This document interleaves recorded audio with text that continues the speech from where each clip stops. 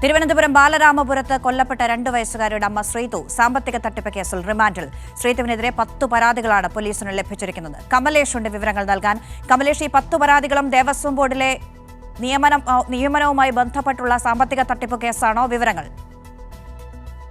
ബാലരാമപുരത്ത് 2.5 വയസ്സുകാരി കൊല്ലപ്പെട്ട സംഭവത്തിലെ അന്വേഷണം പുരോഗമിക്കുന്നതിനിടെയാണ് കുട്ടിയുടെ അമ്മയെ ഇപ്പോൾ സാമ്പത്തിക തട്ടിപ്പ് കേസിൽ അറസ്റ്റ് ചെയ്തിരിക്കുന്നത്.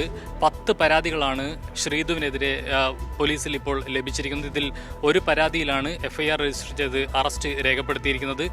ഈ നെല്ലിവിള സ്വദേശിയായ ഷിജു എന്നയാൾ നൽകിയ പരാതിയുടെ അടിസ്ഥാനത്തിലാണ് ഇപ്പോൾ ഒരു നടപടി ഉണ്ടായിരിക്കുന്നത്. 10 ലക്ഷം രൂപ ഇയാളിൽ നിന്ന് ശ്രീതു തട്ടിയെടുത്തു എന്നാണ് പരാതി.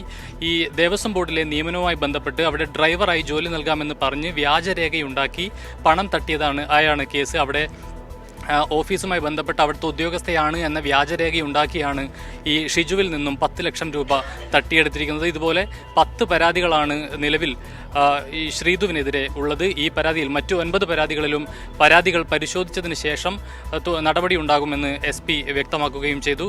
ഏതായാലും ഇന്നിപ്പോൾ രാവിലെ മുതൽ ചോദ്യം ചെയ്യുകയായിരുന്നു. SP-യും 2 DYSP-മാരും അടക്കം ഈ ചോദ്യം ചെയ്യലിന് നേതൃത്വം നൽകി. ബാലരാമപുരം സ്റ്റേഷനിൽ ഇവരെ വിളിച്ചു വരുത്തിയാണ് ചോദ്യം ചെയ്യൽ നടത്തിയത്. ഏതായാലും ഏറ്റവും ഒടുവിൽ അല്പം മുൻപാണ് ഇവരുടെ അറസ്റ്റ് രേഖപ്പെടുത്തിയിരിക്കുന്നത്. ഏതായാലും ഇവരുടെ അറസ്റ്റ് ഇന്ന് രേഖപ്പെടുത്തിയതാണ് ഏറ്റവും പ്രധാനപ്പെട്ട ഒരു വിഷയം. ശരി, തിരുവനന്തപുരം ബാലരാമപുരത്ത് കൊല്ലപ്പെട്ട 2 വയസ്സുകാരുടെ അമ്മ ശ്രീതു സാമ്പത്തിക തട്ടിപ്പ് കേസിൽ റിമാൻഡിലായിരിക്കുന്നു. 14 ദിവസത്തേക്ക് റിമാൻഡ് ചെയ്തിരിക്കുന്നു. കമലേഷ് വിവരങ്ങൾ നൽകിയത്.